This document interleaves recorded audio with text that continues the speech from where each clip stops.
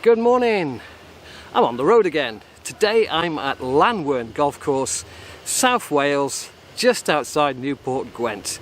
It's just coming up for its 100th anniversary, and you know how I love an old golf course, especially one that doesn't charge an awful lot of money to play.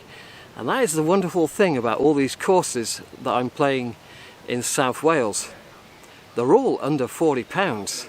Today was 25. Short par 4 to start, up the hill. Now I'm told there's been 4 holes in one over the years at this club. I won't be adding to that because I've just got my 3 hybrid. And it's a good choice. But it does run out a lot further than I imagined it would.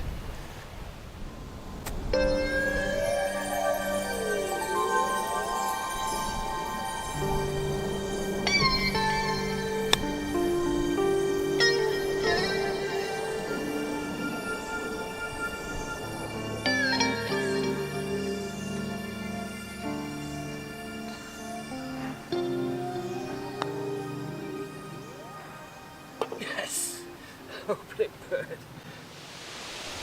Second is a nice little par 3. Flag appears to be over there on the right, so I will play left.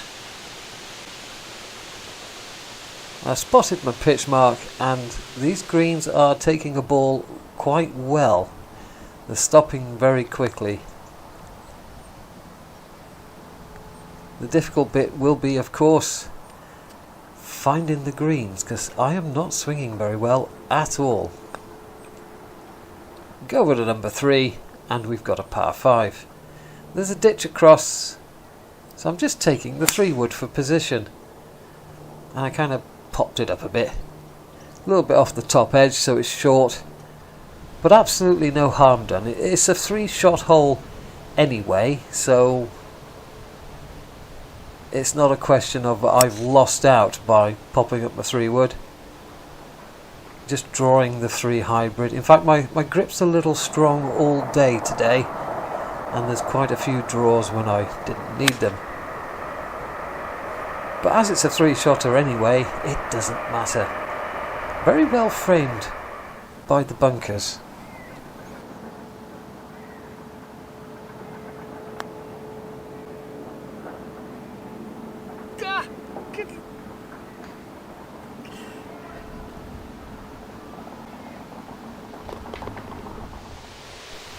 This 4th has a little kink to the right at the end of the hole, and I was in 3 minds over which club to take, and when you are undecided you tend to hit a poor one.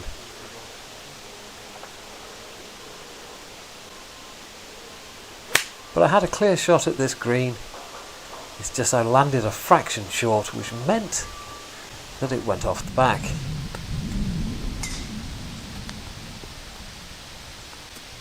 Yeah, you needed to hit that one, Simon.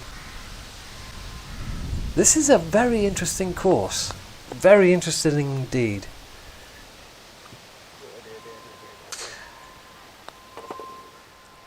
Four holes done, first impressions. This is a very pretty golf course. And the tree planting is very intelligent. Lots of different trees, different species, and which all adds to the prettiness of the golf course. You'll also notice that the canopy has been raised on the trees, so if you miss a fairway, you've at least got some sort of shot out. Greens are superb, lots of different shapes, well framed by bunkers. Hope I don't pay a visit today. Decent speed, although for whatever reason I've just become afraid of them. Don't know why, that's silly. And they take a ball. Right, 5th hole. Looks like a long par 4, so let's stop playing cagey and get the driver out of the bag.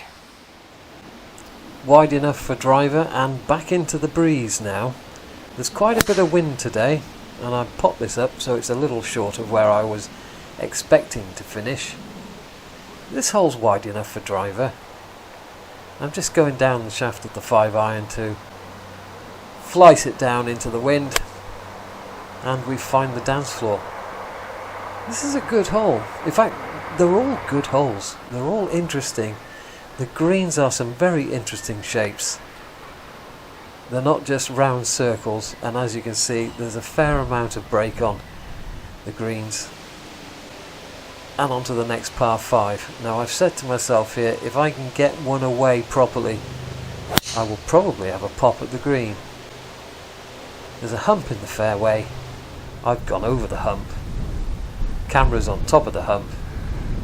It's perhaps a little narrow, but I promised myself a pop at the green, so I'm having a pop at the green. It's wide enough.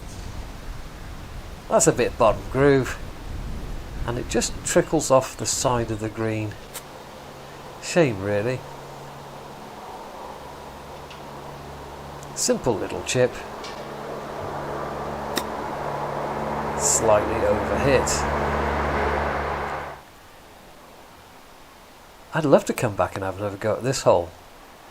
See if I can actually keep the face open on the 5-wood and put it on the dance floor.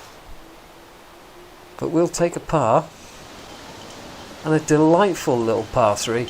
There's 2 bunkers between me and the flag,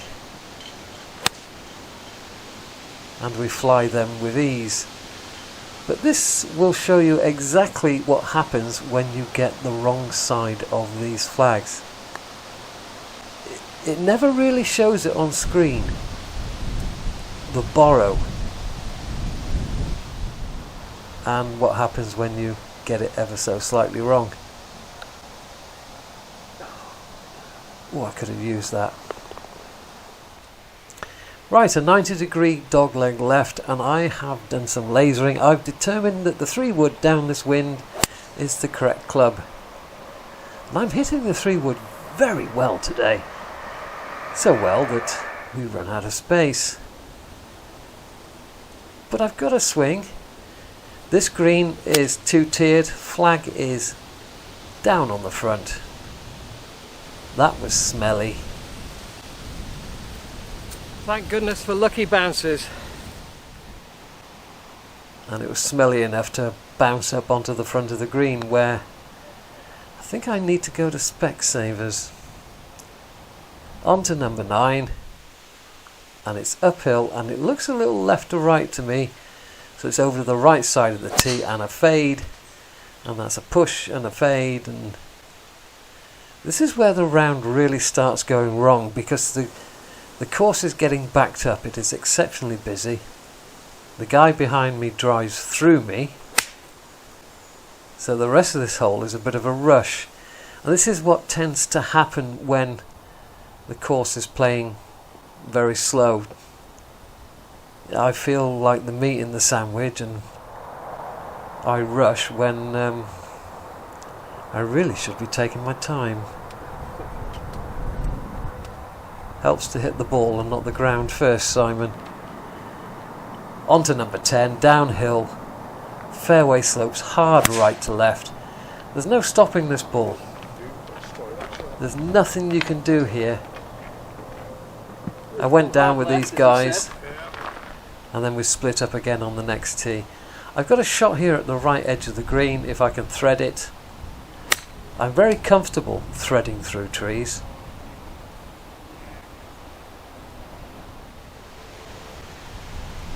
And then a chip up to 2 feet, pick the ball up and move on.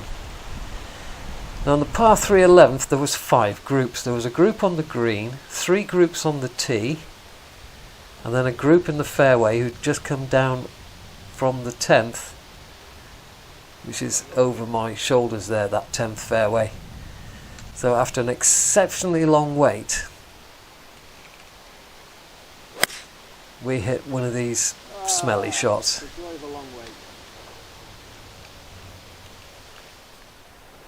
Fortunately the flag is on the front, so I've got access to it. As you can see, these greens are very well framed by bunkers.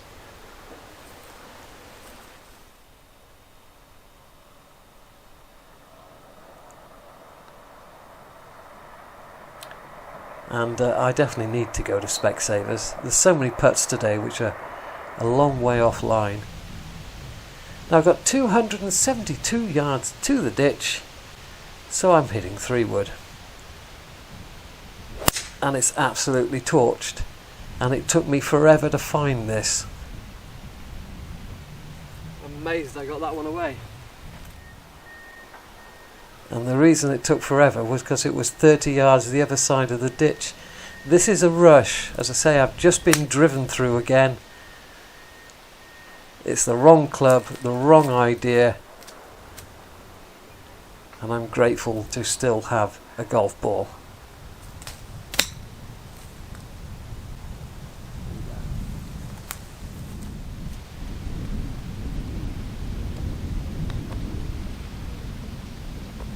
I've missed my spot and I've missed the slope.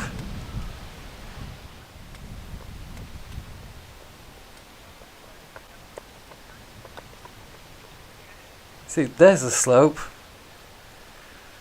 Just when you don't want it. And I'm rushing, so the score is going completely west. Par 3 up the hill. This is another really good par 3. And it's got a sleeper walled front to it, so if you don't carry it up there you could be thumping into the sleepers. I've hit a decent one, so we've got a chance. Actually I had no chance. I can't read them though.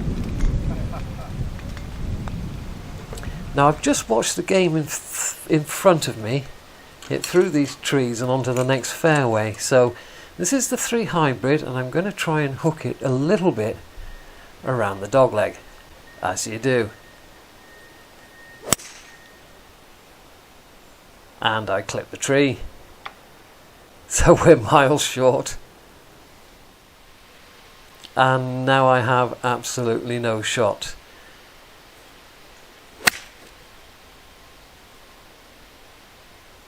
Well, I've got a shot, but it's never ever going to stop. I get in this bunker and I think, oh my word, there's no sand in here.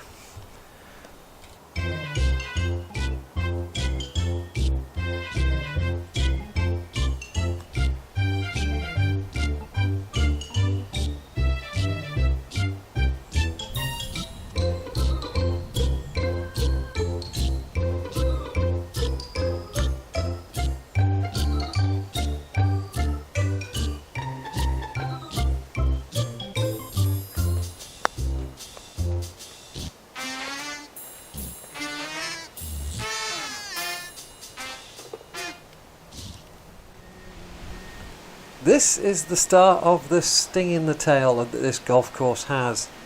Just when you thought everything was easy. And this is the joy of hanging around. That was supposed to be a low fade round the corner, and I'm on the wrong hole. You can see how I'm rushing. Grab a 5-iron. Pick the gap. No practice swing. Straight through.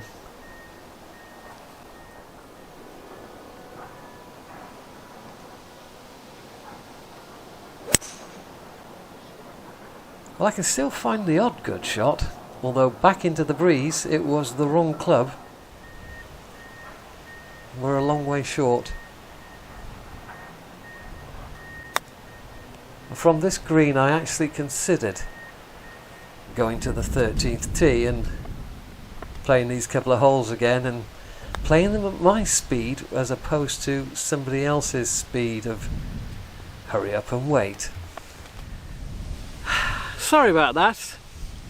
You may have noticed I stopped playing golf somewhere around about the 12th tee.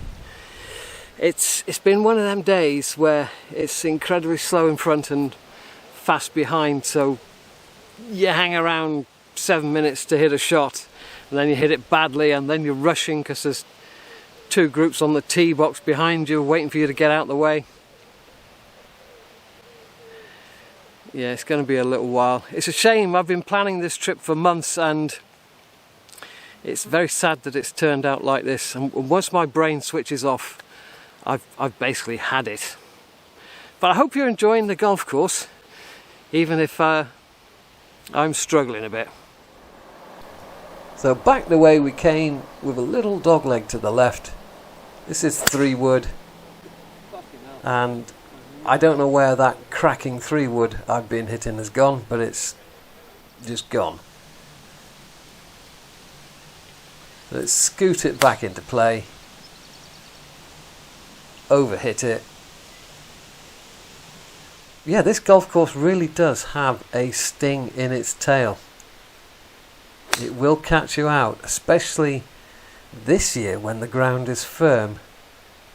I think it'd be a totally different thing if the ground was its normal summer state as opposed to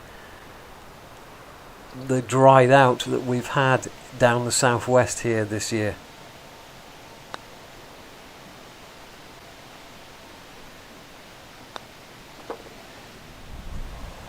And I'm just racking up the numbers now.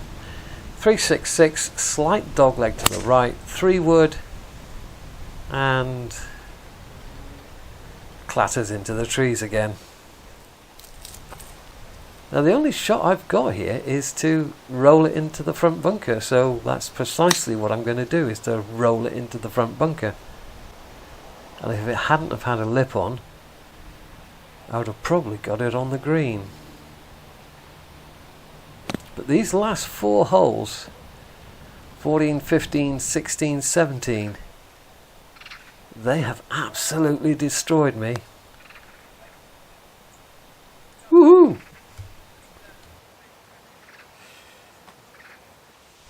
Well, it's time to say goodbye. This is a superb course. It's very easy to see why Gwent picked this particular course for a lot of their home matches. I think I would too, especially the back 9, which has proved so much more difficult. You've seen my weakness today, is that when it is incredibly slow, I switch off, and now my back is stiff into the bargain from standing around. You know, that's golf, but that is also my weakness, is not being able to play, in being forced to wait and wait. Anyway, I'm coming back. I want to have another crack at this. Ta-ra. Par 3 to finish, framed by bunkers again. It's another excellent hole. This course is nothing but excellent hole after excellent hole. I really do want to give it another go when I've got a bit more game. It's actually on the damn green. It doesn't deserve to be there, but it's on.